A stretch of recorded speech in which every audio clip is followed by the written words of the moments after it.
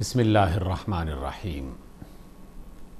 جناب امام احمد ابن حنبل عزم و شجاعت کے پہاڑ، علم و عرفان کی مثال، اور ایک ایسے انسان کہ جنہوں نے علم کو حاصل کرنے کے لیے، علم کو پھیلانے کے لیے اور صحیح بات پہنچانے کے لیے ہر قسم کی قربانی دی اور ہر تکلیف کو برداشت کیا۔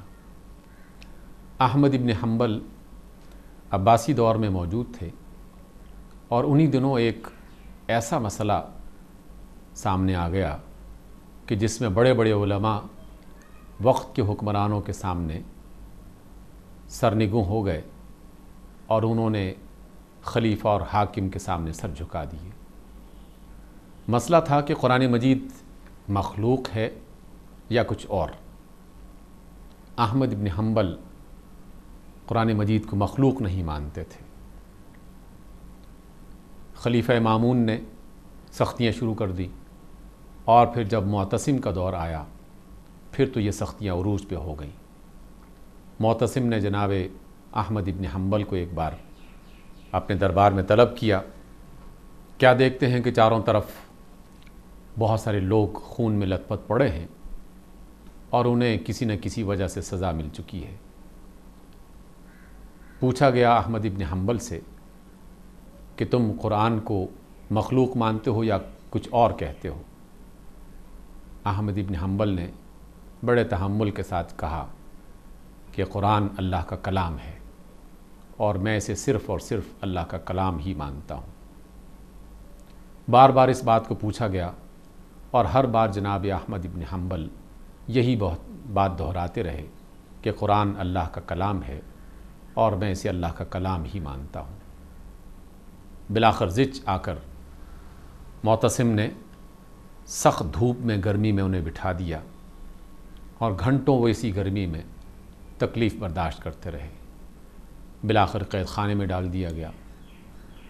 احمد ابن حنبل نے وقت کی حکومت کے تیور دیکھ کر اندازہ لگا لیا کہ اب سختیوں کا دور شروع ہونے والا ہے۔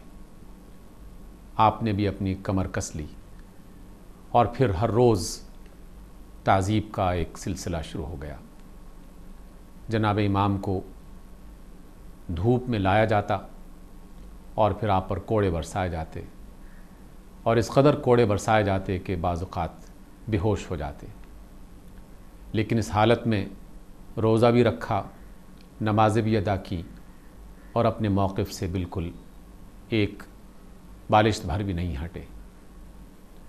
یہ اذیتیں برداشت کرتے رہے اور بالآخر وہ دور ختم ہوا، لیکن احمد ابن حنبل کے سامنے وقت کی حکومت سرنگوں ہو گئی اور حق کے سامنے غلط بات کو ہی اپنا منہ دیکھنا پڑا اور اسے پسپائی اختیار کرنا پڑی۔ جب یہ دور ختم ہوا تو احمد ابن حنبل اکثر مجالس میں یہ کہا کرتے تھے کہ خیر ہو ابو الہیثم کی اور خدا مہربانی کرے ابو الہیثم پر۔ لوگ پوچھتے کہ ابو الہیثم کون ہے؟ تو جناب احمد ابن حنبل فرماتے کہ یہ وہ مشہور ڈاکو ہے کہ جس سے لوگ ڈرا کرتے تھے، اور میں اسی تعذیب کے مراحل سے گزر رہا تھا کہ ایک روز ابو الہیثم سے ملاقات ہو گئی۔ ابو الہیثم نے مجھ سے پوچھا کہ احمد، کیا تم مجھے پہچانتے ہو؟ امام صاحب نے کہا کہ میں نہیں پہچانتا۔ ابو الہیثم کہتا ہے کہ میں ہی معروف ڈاکو ہوں، اور دیکھو میری طرف، میں ایک غلط راستے پر چلتا ہوں، گناہ اور بدی کا راستہ۔ میں ڈاکے ڈالتا ہوں، مال لوٹتا ہوں، اور اس کی پاداش میں کئی بار مجھے جیل میں جانا پڑا، کئی بار اذیتیں برداشت کرنا پڑی، لیکن میں اپنا کام چھوڑتا نہیں ہوں۔ میں اگر بدی کے راستے پر اس قدر ثابت قدم ہوں تو آپ تو خیر کے راستے پر ہیں، اس لیے سنبھل کے رہنا اور استقامت اختیار کیے رہنا۔ احمد ابن حنبل کہتے ہیں کہ میں نے ابو الہیثم کی یہ بات اپنے پلے باندھ لی اور سوچ لیا کہ اگر ایک شخص بدی کے راستے میں اس قدر اذیتیں برداشت کر سکتا ہے تو میں حق کے راستے پر اذیتیں برداشت کیوں نہیں کر سکتا۔ اور یہی سبب ہے کہ آپ اکثر مجالس میں ابو الہیثم کے لیے دعائے خیر کیا کرتے تھے۔ عظیم ہیں یہ لوگ کہ جنہوں نے اللہ کے دین کے ایک ایک معاملے کو اور ایک ایک بات کو اپنی جان، مال اور عزت قربان کر کے محفوظ کیا، اور اس کی حفاظت میں کسی بھی تکلیف کو برداشت کرنے میں پریشانی کا مظاہرہ نہیں کیا۔ اور ہم ہیں کہ اللہ کے دین کی کسی بھی بات پر عمل کرنا اپنے لیے مشکل سمجھتے ہیں، اور جہاں کہیں معمولی سی بھی کوئی پریشانی ہو تو فوراً فرار کا راستہ یا ہزیمت کا راستہ اختیار کر لیتے ہیں، اور پھر حیل و بہانوں سے کچھ ایسی باتیں اختیار کرنا شروع کر دیتے ہیں کہ جس سے وہ عظیم کام اور عظیمت والی بات اپنے ہاتھ سے چھوٹ جائے۔